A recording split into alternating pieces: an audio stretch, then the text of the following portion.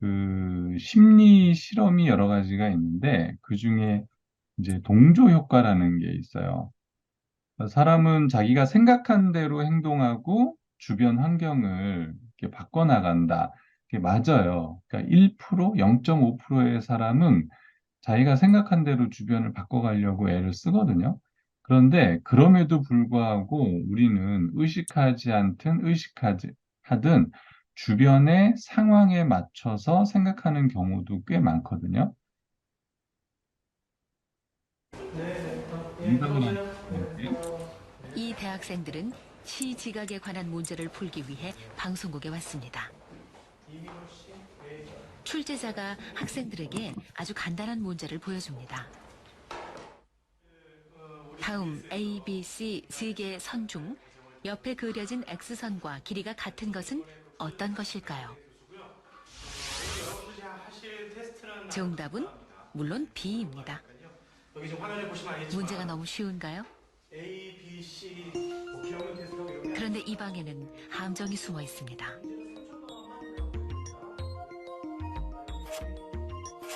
마지막 의자에 앉은 한 명을 뺀 나머지 6명은 실험을 도와주러 온 연기자들.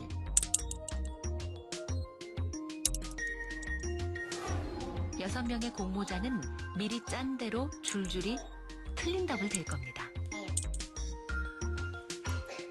마지막 7번째 의자에 앉은 단 한 명의 실험 참가자. 그들은 과연 소신껏 정답을 말할 수 있을까요?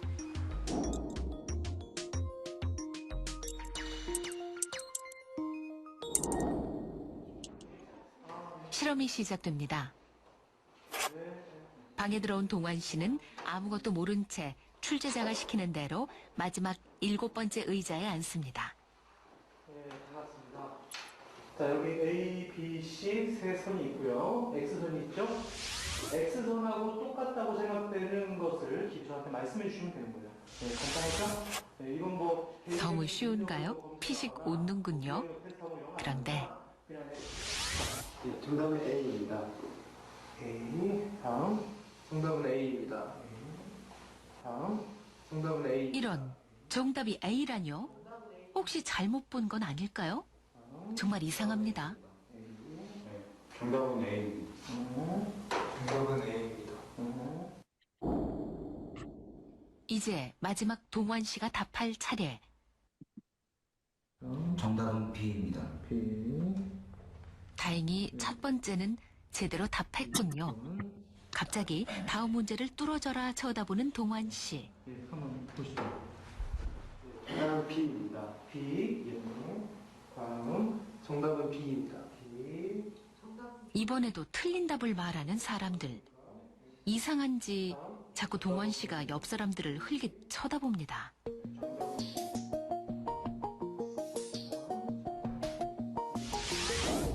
또 동환 씨가 대답할 차례군요. 이때 6명의 공모자는 미리 짠 대로 일제히 동환 씨를 쳐다봅니다.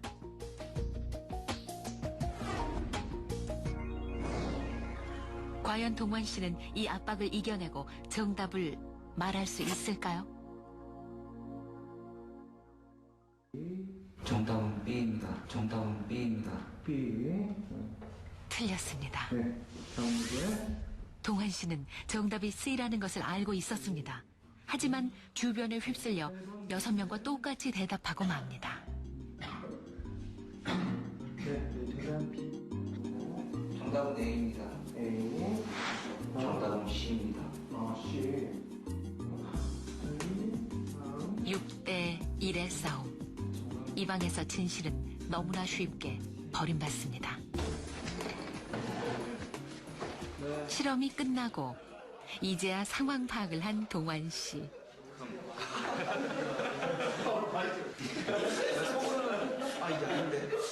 이게 아닌데 왜 이럴까 생각하다가 뭐 저는 혼자 신데 B로 뭐라 하시는 거예요. 혼자 바보게 되기가 싫어갖고 따라가자 그냥 따라갔죠. 만약에 혼자만 다른다고 이야기하면은 어떻게 될 것 같은 느낌이 들었어요? 남들은 정상인데 저는 비정상이에요. 그렇다면 이 마지막 7번째 의자에 몇 명을 더 앉혀보겠습니다. 네. 정답은 C입니다. C. 다음 정답은 C입니다. C. 다음 분명 정답은 B인데 얼굴에 황당하다는 표정이 스치는군요. 선택의 순간은 점점 다가오고 정답은 C입니다. C. 다음 정답은 C입니다. C. 정답은 C입니다. 결국 이 마지막 의자에 앉았던 사람들 중 70%가 보이지 않는 압력에 굴복해 어처구니 없게도 틀린 답을 따라하고 말았습니다. 네, 정답은 C입니다. 네. C. 다음 정답은 C입니다. C. 다음 네. 자꾸 다 똑같은 거 말하니까 헷갈렸는데 내가 잘못 봤구나 그렇게 생각했어요. 다 이상하다 생각했어요.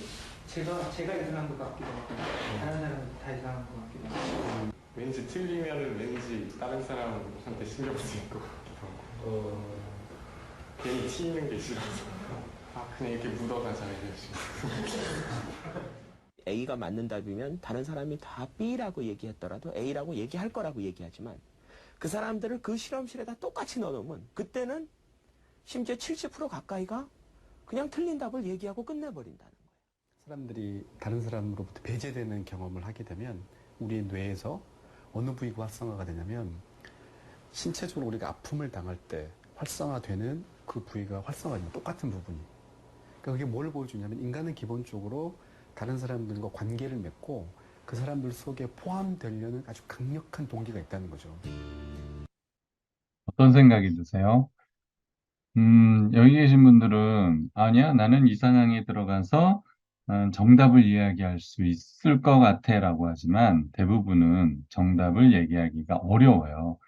이 심리적 압박이 얼마나 크겠어요. 그죠? 다른 답을 얘기하는데 자기 혼자 정답을 얘기한다는 게 이게 이제 많은 생각이 들고 심지어 여기 여학생 같은 경우는 내가 잘못 봤나? 자기를 의심하는 상황까지 벌어져요. 그러니까 자기를 믿지 못하는 상황이 벌어지는 거죠. 그러니까 이런 것들이 이제 많은 우리 사회학적으로 벌어지는 현상들이거든요. 나는 아닌 것 같은데 했을 때 주변에서 그거 투자해야 돼. 이거 될 것 같아. 라는 분위기가 형성이 되면, 정말 이거 되는 건가? 라는 착각에 빠질 수가 있어요.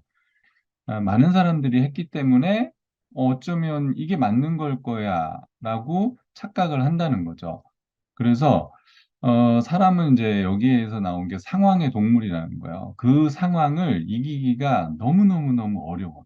이게 쉬운 일이 아니에요. 그래서 우리가 때로는 생각대로, 내가 생각하는 대로 내 주변 환경을 바꾸면서 사는 것 같지만 어쩌면은 주변 상황에 맞춰서 생각 없이 사는 것도 꽤 많을 거예요. 근데 이게 그럼 나쁜 거냐? 그건 아니에요. 우리가 살면서 모든 걸 다 생각하면서 살 수는 없잖아요. 지금 운전을 하는 것도 마찬가지예요. 모든 상황을 다 생각하면서 살 수는 없어요. 그러니까 주변에서 차량이 흘러가는 대로 우리는 거기에 맞춰서 생각 없이 살기 때문에 뇌가 쉴 수 있는 거고, 그래서 우리는 생존할 수 있는 거고 살아가는 거기 때문에 이건 뇌가 일으키는 문제점 중에 하나거든요. 하지만 이거를 잘 극복했을 때 또 우리는 나쁘게 되는 상황들을 따라가지 않을 수 있는 거죠. 자, 설득의 심리학이라는 책이 있는데 이게 엄청나게 뭐 500만 부 이상이 팔린 책이라고 그러기 때문에 심리학 책 그러면은 이제 이 로버트 치알디니 교수가 쓴 이 책이 거의 심리학에 많은 사람들이 이제 알려졌어요. 여기에서 이제 6가지의 심리학 법칙을 이야기하는데 그 중에 하나가 다수의 법칙이에요. 그러니까 모든 사람들이 선택한 건 그것이 곧 옳은 것이다. 그것이 곧 선이다. 라고 사람들은 착각을 하기 때문에 많은 사람들이 이걸 선택했어요라고 홈쇼핑 방송에서 이야기하면 그러면 좋은 건가 보다. 쿠팡 같은 데 들어가셔서 주문을 할 때 댓글이 많이 달렸어요. 그러면 이거 선택해도 큰 실패는 없을 것이다. 근데 대부분이 또 그게 맞아요. 그런데 때로는 댓글 조작이라든지 뭐 이벤트를 때려서 많이 선택하게 하면 그걸 우리는 선택하게 되어 있죠. 제가 이제 모르는 지역에 가서 식사를 하거나 이제 카페를 가야 되는 상황이 벌어지면 네이버 지도를 찾아요. 그래서 그 지역 음식점을 찾으면 어쩔 수 없어요. 블로그 댓글이 제일 많은 거. 그쪽을 선호할 수밖에 없어요. 왜냐하면 저는 가지고 있는 데이터가 전혀 없잖아요. 그 동네에. 그러니까 많은 사람들이 선택한 곳을 갈 수밖에 없어요. 그런데 막상 가고 나서 보니까 뭐 인스타그램이나 블로그나 어디 이런 댓글을 달고 뭔가 써주면은 뭐 음식을 하나 공짜로 주겠습니다. 아니면 콜라를 하나 무료로 드리겠습니다. 또 이런 경우들이 많거든요. 그러면 이거는 진짜 음식이 맛있어서 썼다기보다 그 부수적인 사은품 때문에 썼을 가능성이 또 높은 거잖아요. 그러니까 저는 이제 속은 거죠, 사실 어떻게 보면. 하지만 제가 어떤 선택을 할 때 어쩔 수 없는 또 그런 상황에 이끌려 가는 거죠. 자, 이거를 우리가 사업에 붙여서 설명하면 저희가 show the people, show the plan, 그다음에 show the product이라는 말이 있어요. 그래서 show the people, 사람들을 많이 보여준다. 어떤 분이 내가 아메이를 해도 될까라고 했는데 미팅에 들어왔어요. 그런데 이 안에 많은 분들이 같이 듣고 있어요. 그러면 사람들은 이거 내가 해도 되는 건가 보다라고 해서 결정을 내리기가 쉬워진다는 거야. 저희는 이제 좋은 사업을 하는 거잖아요. 근데 그분들이 자기의 부정적인 선입견이나 편견 때문에 쉽게 설득당하기가 쉽지 않아요. 그러니까 본인도 하고 싶은데 자기의 뇌에서 예전의 트라우마가 그걸 결정하지 못하게 만드는 거잖아요. 그거를 쉽게 결정하게 만드는 요인 중에 하나는 많은 사람들이 하고 있다는 걸 보여주는 거야. 그러면 본인이 편안해지는 거죠. 그래서 미팅에 참여했더니 사람들이 열심히 공부하고 이 비즈니스를 알리기 위해서 어떤 한 방향으로 가게 된다. 그러면 많은 분들이 편안하게 그러면 나도 해봐도 되겠네라고 해서 누군가가 열심히 적네? 그러면 자기도 따라 적게 되고 열심히 강사한테 포커스를 맞추면 열심히 들어봐야 되겠다라고 해서 그 상황의 힘에 따라오게 된다는 거거든요. 그래서 이거를 좋게 하면 또 좋은 방향으로 우리가 끌고 갈 수 있고, 나쁜 방향으로 만약에 가는 거라면, 자기의 의지를 내세워서 또 아닌 건 아니라고 이야기할 수 있어야 또 끌려가지 않는 부분이죠. 그래서 사람들은 이제 주변에 맞추어서 살게 돼 있고요. 상황에 맞추어서 살아갈 수밖에 없다는 거고요. 자, 그래서 우리가 미팅에 꼭 참여를 하셔야 되는 거예요. 그러니까 많은 분들이 뭐, 나 하나쯤은, 오늘은 비가 오니까, 오늘은 어때서라고 본인 한 분이 참여를 안 하면 누군가가 들어왔을 때 이런 상황의 힘을 만들기가 쉽지가 않은 거죠. 그래서 미팅은 참여하는 거 자체, 참여해서 딴짓 안 하고 많은 사람들이 같이 해야 될 걸 동참하는 거, 그게 바로 시스템이다. 그래서 시스템이라는 게 뭐 대단한 게 아니고요. 우리가 같이 하는 거를 똑같이 할 수 있도록 하는 거고요. 자, 그렇게 됐을 때 우리는 좋은 미팅이 만들어지는 거야. 좋은 미팅이라는 건 강사가 좋은 강의를 하는 거, 뭐 좋은 이야기를, 좋은 모습을 보여주는 것도 중요하지만 거기에 참여한 개개인의 힘이 모여서 하나의 시너지가 만들어지고요. 그 시너지의 힘으로 많은 사람들이 같이 동참할 수 있도록 만드는 거야. 이런 힘은 뭐 어떤 조직도 마찬가지고요. 종교도 마찬가지고요. 그래서 계속 같이 모여서 도서관에 같이 모여서 공부하는 거, 학원에 같이 모여서 하는 거. 그래서 같이 했을 때 사람은 내가 일어나고 싶은 순간을 한 번 더 극복하게 되고, 딴짓하고 싶은 순간을 한 번 더 하게 되고, 그죠? 이런 힘들이 모였을 때, 그 한 번 더가 모여서 두 번, 세 번, 열 번, 백 번의 시너지가 창출이 돼서 우리가 원래 나 혼자 힘으로 갔을 때는 1이라 그러면 10명이 모여서 100, 1000의 힘을 만들어내는 이유가 여기에 있거든요. 그래서 여기에 또 비슷한 힘이 또 3의 법칙이라는 거 들어보셨잖아요. 3명이 모이면 그때부터 군중이라는 심리가 작동을 해요. 그래서 3명이 어떤 일을 선택을 했다 그러면 아, 이거는 해도 되는 것이다라는 이제 착각에 빠지는 거죠. 그래서 미팅을 할 때 되도록이면은 3명 이상이 하는 게 가장 좋겠죠? 그죠? 그래서 홈미팅은 집에서 같이 뜻을 하는 맞춘 사람들 3명, 4명, 5명이 모여서 같이 요리하고 같이 제품 교육하고 같이 사업 소개하고 했을 때 그런 작은 시너지가 모여서 새로운 분 한 분이 비전을 보게 되고 또 한 분이 또 비전을 보게 되고 그렇게 하기 때문에 내가 혼자 나가서 누군가를 하는 것보다는 자꾸 홈미팅을 만들어서 누군가를 초대해서 이런 상황의 힘을 어떻게 활용할 것인지 고민해 보셨으면 좋겠습니다.